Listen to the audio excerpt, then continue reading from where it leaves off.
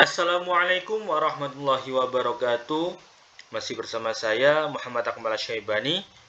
Kali ini kita akan membahas tentang materi ulumul hadis, yaitu 3 pendekatan pemahaman hadis kontemporer. Oke, langsung saja kepada materinya. Yang pertama yaitu pendekatan antropologis. Antropologis adalah salah satu disiplin ilmu dari cabang ilmu pengetahuan sosial yang memfokuskan kajiannya kepada manusia. Objek dari antropologi adalah manusia di dalam masyarakat, suku bangsa, kebudayaan, dan perilakunya. Jika antropologi dikaitkan dengan hadis, maka hadis yang dipelajari adalah hadis sebagai fenomena budaya. Pendekatan antropologi tidak membahas salah benarnya suatu hadis dan segenap perangkatnya, seperti kesohihan sanad atau matan dan lain-lain. Wilayah pendekatan ini hanya terbatas pada kajian terhadap fenomena yang muncul dan ada kaitannya terhadap hadis tersebut. Penelitian antropologi mengamati perilaku manusia dalam kehidupan umat beragama, posisi dan peranan tertentu dari seseorang dalam kehidupan bersama melalui hubungan fungsional dalam masyarakat. Sebagai contohnya, pada upaya keagamaan mengandung 4 aspek, yakni tempat upacara, waktu upacara, media dan alat upacara, dan orang-orang yang melakukan dan memimpin upacara. Perilaku yang dapat diteliti terkait dengan kehidupan keagamaan adalah sikap-sikap keagamaan yang terwujud dalam tindakan seperti doa, upacara kurban, mitos-mitos, simbol kepercayaan berkenaan dengan yang suci, dan makhluk supranatural dan sebagainya. Yang kedua yaitu pendekatan fenomenologis. Fenomenologi merupakan salah satu disiplin dalam tradisi filsafat. Berasal dari bahasa Yunani yang bermakna sesuatu yang tampak, sesuatu yang terlihat. Jadi, fenomenologi adalah ilmu pengetahuan mengenai apa yang tampak atau terlihat. Dalam hal ini, peneliti mendeskripsikan pemaknaan umum dari sejumlah individu terhadap berbagai pengalaman hidup mereka mengenai sebuah konsep atau sebuah fenomena. Dengan demikian, fokus fenomenologi adalah mendeskripsikan apa yang sama pada semua partisipan kita. Mereka mengalami sebuah fenomena, misalnya duka cita dialami secara universal.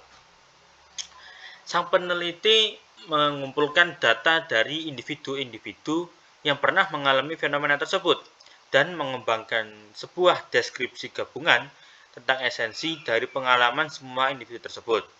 Deskripsi ini mencakup mengenai apa yang mereka alami dan bagaimana mereka mengalaminya. Salah satu contoh yang menarik penggunaan pendekatan fenomenologi dalam living hadis adalah tulisan Al-Fatih Suryadilaga. Mafhum al-salawat inda majmu'at jaket salawat Mataram. Dirasat fi al-hadis al-hay. Tulisan ini mencoba menelaah makna tradisi joget spiritual yang berasal dari Kesultanan Mataram dengan menggunakan fenomenologi sebagai pendekatannya. Yang terakhir, yaitu pendekatan psikologis, adalah pendekatan yang menekankan pada kondisi kejiwaan objek atau kepada siapa sebuah hadis ditujukan. Pendekatan ini perlu dilakukan mengingat Nabi Muhammad SAW terkadang memberikan jawaban yang berbeda-beda terhadap satu pertanyaan yang sama. Menurut Profesor Dr. Syuhudi Ismail, perbedaan materi jawaban sebenarnya tidaklah bersifat substantif. Yang substantif ada 2 kemungkinan.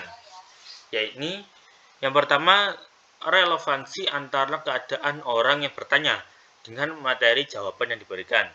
Yang kedua yaitu relevansi antara keadaan kelompok masyarakat tertentu dengan materi jawaban yang diberikan.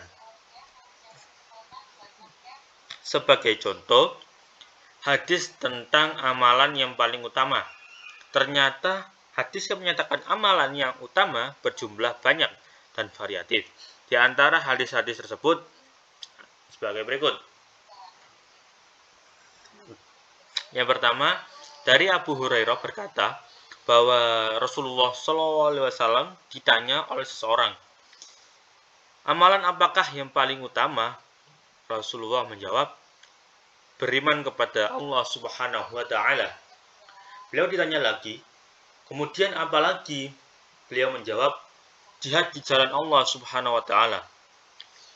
Kemudian beliau ditanya lagi, kemudian apa lagi? Beliau menjawab, haji mabrur. Hadis yang lain yaitu hadis riwayat dari Abdullah bin Mas'ud. Dia berkata, saya bertanya kepada Rasulullah SAW, amalan apakah yang paling utama? Beliau menjawab, sholat pada waktunya. Kemudian bertanya lagi, kemudian apa lagi? Beliau menjawab, berbakti kepada orang tua. Kemudian bertanya lagi, kemudian apa lagi?